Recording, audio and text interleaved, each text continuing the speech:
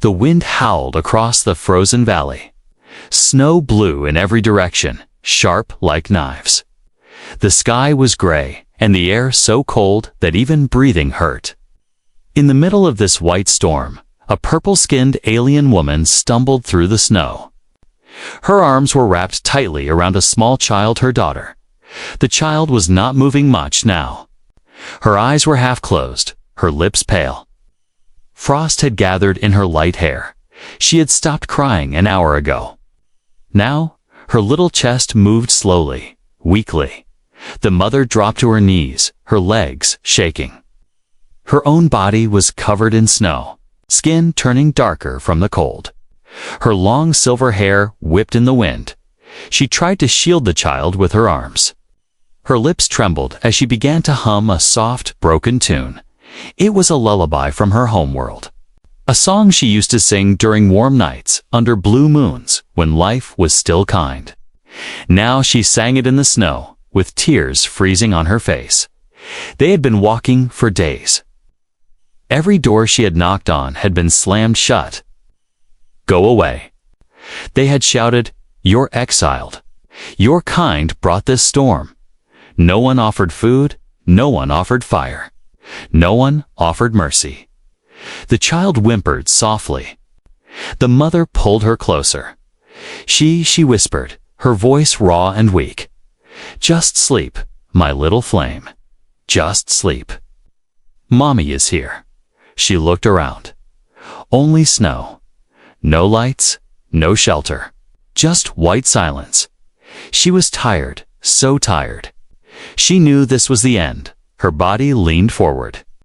She gently laid the child down in the snow and curled around her like a blanket.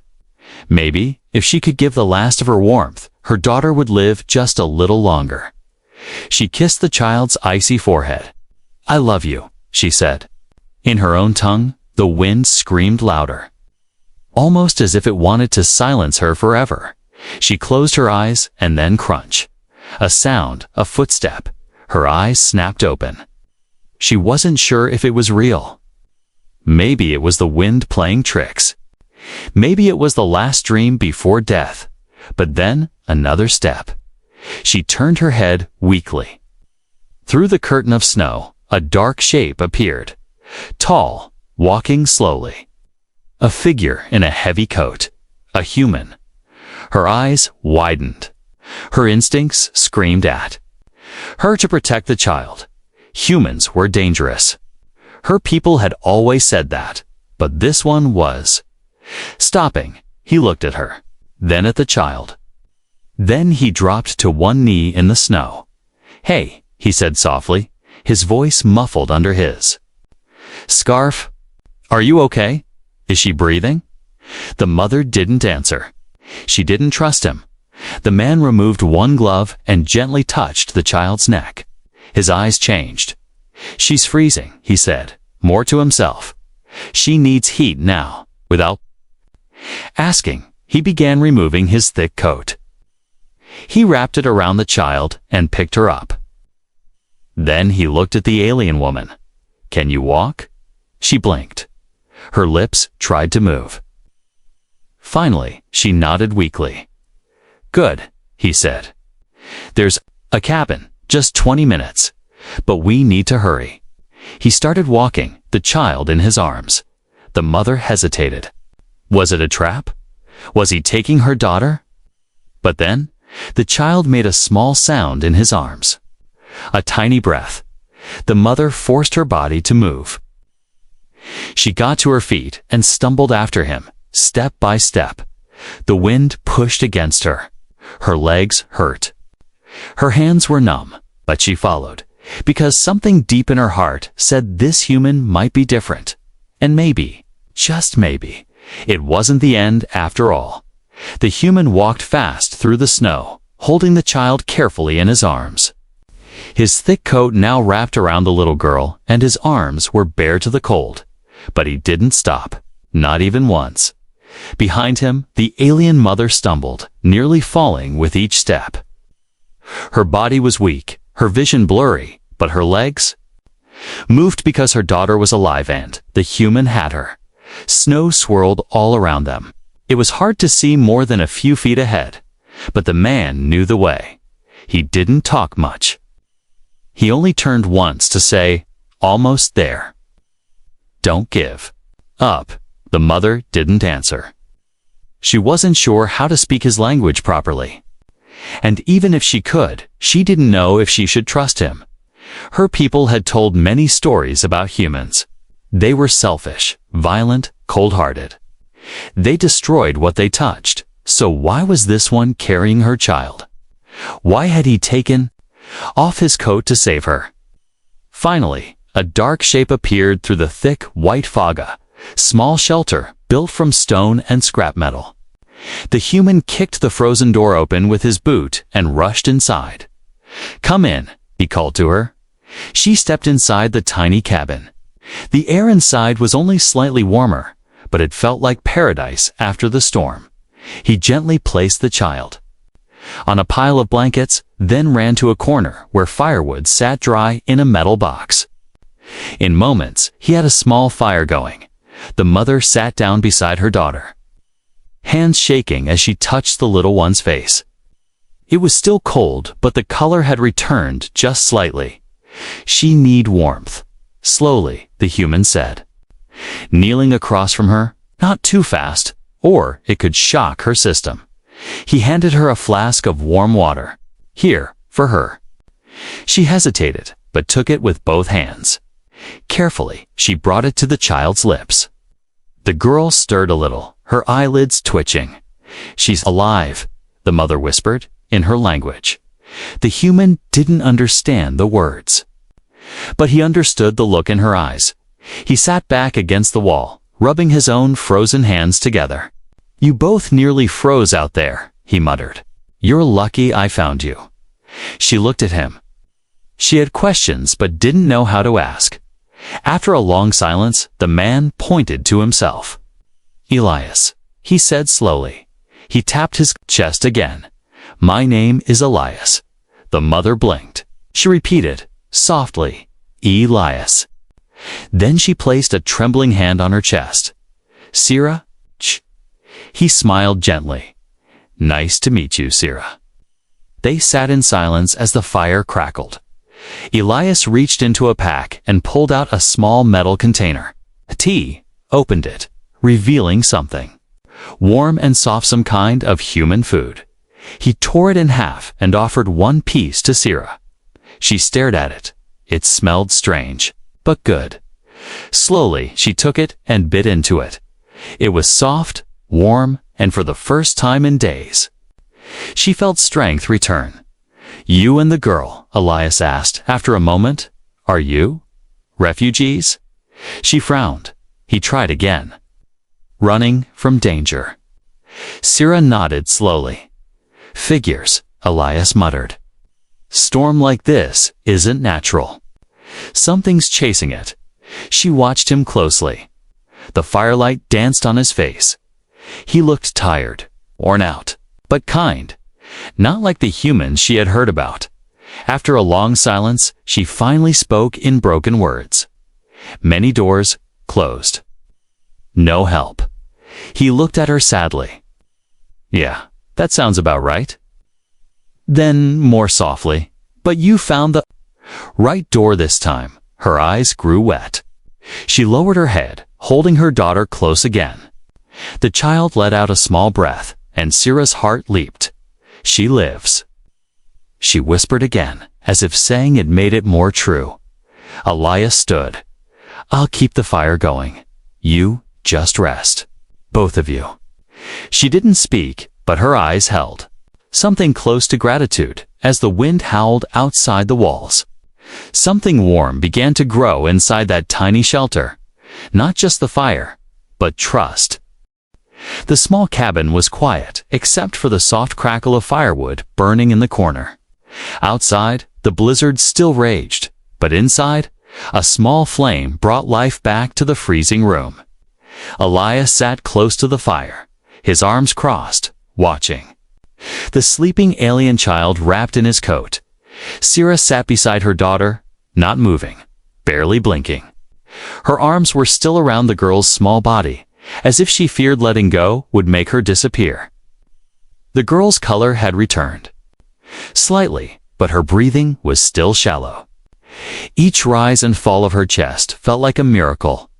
Elias leaned closer and whispered, "She's still cold. We need to get more heat into her." He didn't wait for permission. Gently, he placed his hand on the girl's forehead. Then he unzipped his vest and pulled her closer to his bare chest, wrapping the thick coat around them both. "Human body heat," he said, mostly to himself. "It might help." Okay. Sierra's eyes widened. She didn't understand everything he said, but she saw what he was doing. Her hand moved protectively, but then paused. She looked at Elias's face, his serious eyes, his steady breathing, his kindness. She let her hand fall. She trusted him, even if she didn't know why. Minutes passed like hours. The storm outside slammed snow against the walls. But the little girl slowly shifted her head. Her mouth moved. Then a sound. A faint, dry breath. She moved Elias, whispered "Sira," leaned in fast. Her hand touched the child's cheek, and she gasped. "She warm," Sira said softly in broken English. "She warm again," Elias smiled. "Good. She's fighting." The little girl opened her eyes slowly. Her pupils were bright green, glowing faintly in the firelight. She blinked once, twice, and then stared at her mother's face. Her lips moved silently. "Rest," Sira whispered. "Mama here." Tears rolled down her cheeks. Our fingers brushed. The child's frostbitten hands and her own breath caught in her throat. She had thought this moment would never come again. Elias stood up, letting the coat stay around the child. He walked to a wooden box and pulled out another emergency blanket. He wrapped it around Sira, who hadn't stopped shivering. "You didn't have to do this," she said, her voice shaking. Elias sat back down and stared at the fire. "Maybe not. But I couldn't just walk past you. That's not what humans are supposed to do." Sira tilted her head. "Other humans not help, they say. Go. Push us away." Elias nodded slowly. "Yeah, some people are cold inside. Colder than this storm." He paused, but not all. Sira looked at her daughter again, now asleep but breathing steadily. She whispered, "I sang last song to her." "Before you come, a lullaby?" Elias asked. She nodded. "Yes. On my planet, mothers sing it when they know end is close." He was quiet. "You really thought she would die?" "Yes," she said, her voice breaking. "And I would die too. But your steps, they stopped my song." That silence between them felt heavy and powerful. Elias poked the fire with a stick. "Sometimes," he said, "it just takes one step in the right direction to change everything." Suddenly, the child coughed. Both of them jumped. But it was a good cough. Her body was fighting now. Her life was returning. "Water," Elias said quickly, handing Sira the warm flask again. Sira helped the girl sip slowly. The child took 2 small swallows and blinked again. "She live," Sira whispered, smiling through her tears. Elias nodded. "She's stronger than most people I've seen." Then he looked at Sira. "So are you." She didn't know how to respond. No one had ever called her strong before. The fire crackled louder. Elias leaned back and looked up at the wooden ceiling. "This cabin won't hold forever. If the storm lasts too long, we'll run out of firewood and food." Sira looked worried. "More danger." He nodded. "Yes, but we'll face it together." She repeated the word carefully. "Together." "Yes," Elias smiled. "You're not alone anymore." Sira looked down at her daughter, then at Elias. She didn't speak, but in her eyes, something had changed. It was no longer just hope. It was trust. The cabin was still, except for the soft breathing of the child and the gentle crackling of the fire. Sierra had finally closed her eyes beside her daughter, one arm wrapped protectively around the little girl. Her other hand still clutched the corner of the coat Elias had given them. She had barely slept in days. Now, exhaustion took her quietly. Elias didn't sleep. He sat on the floor, back against the wall, watching both of them. His body ached. His fingers were red from the cold, but he couldn't take his eyes off them. There was something about Sierra and the child that held him. Something deeper than just pity or responsibility.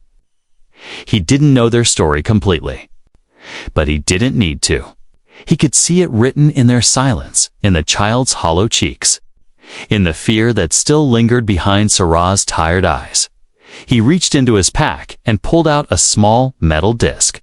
It blinked with a soft, blue light, a signal beacon. If he activated it, help could come. But help also meant attention.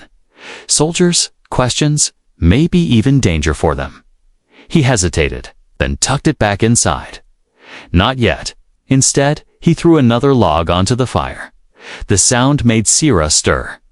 She blinked her eyes open, confused for a moment until she saw the flames. Then her gaze shifted to Elias. "You? Not sleep?" she asked in simple English. He shook his head. Didn't want to miss anything. She slowly sat up, rubbing her eyes. "You stay?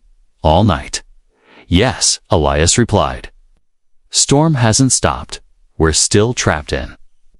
Sierra looked at the child, who was sleeping more peacefully now. She reached and felt her forehead. It was warm.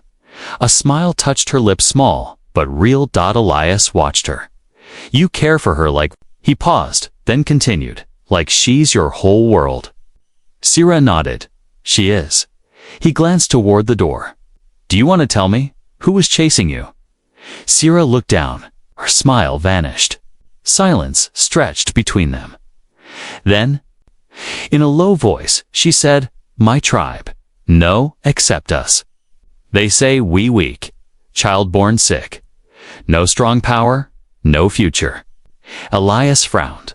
"So they threw you out." She nodded. "Alone," she whispered.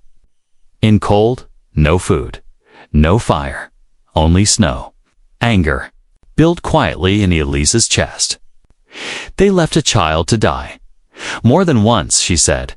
"I beg. I scream. They don't care." Elias leaned forward. "But I care." Sierra looked at him. Her eyes searched his face.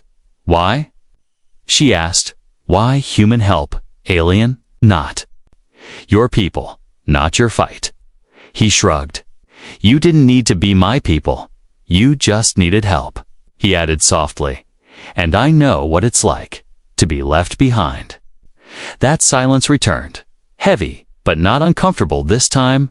Sci-Fi placed a hand over her daughter's small chest. "She'll not speak much." Her voice, broken, inside. "What's her name?" Elias asked. Sci-Fi paused, then said gently, "Ray." "Ray," Elias repeated. "That's a good name." Sierra nodded slowly. "Means hope born in cold." He smiled, touched by the meaning. "She's lucky," he said. Sci-Ira tilted her head. "No, I lucky. I find human, with warm heart." Elias chuckled. "Not many say that about me." She reached for something on her wrist, a thin metal band. She unclasped it and held it out. "For you," she said. He looked confused. "What is it?" "Mark of thanks," she said. "Only given when life is saved." Elias slowly took the band. It was cold and carved with strange symbols. Still, he felt the weight of it like it carried more than metal. "Thank you," he said seriously. Suddenly, Ray coughed.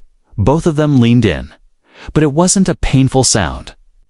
The girl shifted, her eyes opening briefly. "Ma," she whispered. Sci-Ira gasped. she speak. Ray's voice was weak but real. She speak. Sierra repeated, touching her face in wonder. Elias smiled wide. That's her strength coming back. Tears streamed down Sierra's face.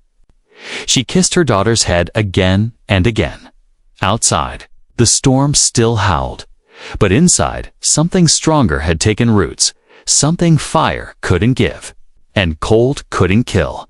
It was connection, and the first spark of a new beginning. Morning came slowly.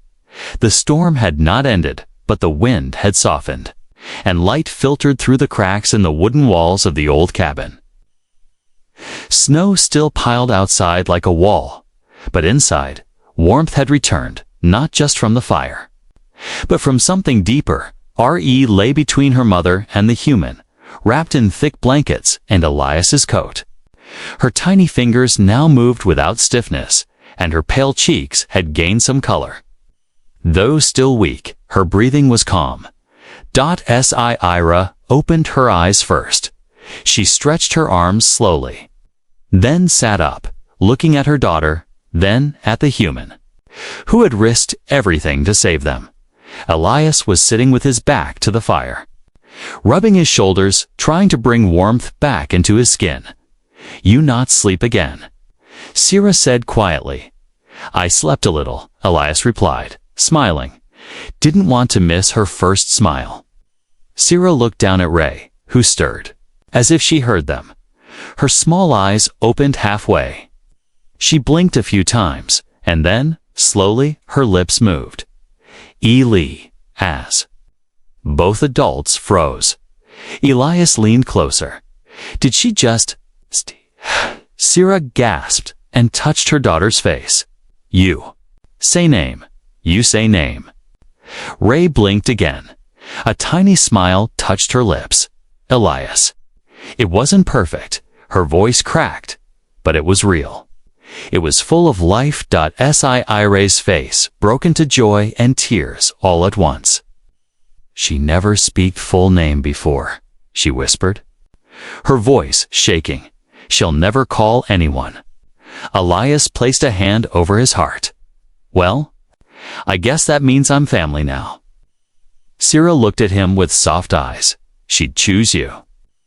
Ray coughed a little, and her mother picked her up gently, holding her close again. She rocked her softly, but this time, it wasn't a lullaby of goodbye, it was one of peace. Elias got to his feet and walked to the window. He cleared away the frost and peeked outside. The storm is still bad, he said, but we may be able to leave in another day or two. There's a small outpost north of here. If we can get there, I can call for help. Sierra nodded. We go, when ready. He looked back. Are you strong enough? No, she said, smiling softly, but with you, maybe. Elias knelt beside her. We'll make it. All of us. Then Ray reached out her small hand and touched his arm. Elias looked down. She smiled again just a little. Sierra whispered, she trusts you. He looked between mother and daughter. I didn't do anything special. Yes, Sierra said. You did? You stopped storm not outside, but inside us. For a long moment, they said nothing. Elias reached into his pocket and pulled out a small ration bar. He broke it in half and offered one piece to Sierra. Share it with her, he said, pointing to Ray. She needs strength. Sierra took it with both hands, like it was something sacred. Rei took a small bite, then another. A little color returned to her lips. Is it good? Elias asked with a chuckle. Rei nodded slowly. Warm, she said. Sii-raw. Looked amazed. She speak again. She's just getting started, Elias said, grinning. Next, she'll be bossing us around. They all laughed quietly, but together.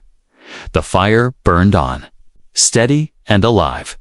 And outside, though the storm still roared, it could no longer reach the warmth that now lived inside the three of them. They had found something far stronger than shelter. They had found each other, The warmth inside the cabin had given them hope. But outside, the snow never stopped watching. Elias stepped outside for just a few moments that morning. The wind had slowed, and he thought maybe, just maybe, they could begin the long walk to the outpost. But what he found in the snow made his heart turn cold again. Footprints, not just his own, not just Sierra's. Others, fresh, large, and many. He crouched and touched one print. Too big for a child, too wide for a traveler, and not human. Clawed toes. Heavy steps. Whoever it was, they had been watching the cabin. Watching them, Elias stood slowly and looked around. The trees beyond the clearing stood still, but his instinct screamed danger. He walked back to the cabin and shut the door behind him firmly. Inside, Sierra was helping Ray drink warm water. The little girl had color again. Her voice had returned slightly. She smiled now and then, and when she saw Elias, she lit up. But Elias didn't smile back.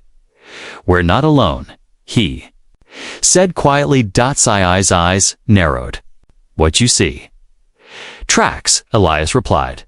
"Big ones. 4, maybe 5 of them. They came close, but didn't knock." Sierra's face went pale. "They follow us," she whispered. "My tribe. The hunters. I knew it." Elias knelt by the fire and reached under the blankets. He pulled out his sidearm, an old black pistol. He checked the magazine. "It's only 4 bullets left. Not enough for 5 hunters. They want to bring you back." He asked. Sierra shook her head. "No, not safe. Not welcome. They come to finish. 2. Kill." She nodded. "They say child is curse. Say I shame tribe. They send hunters to end us quiet, in snow.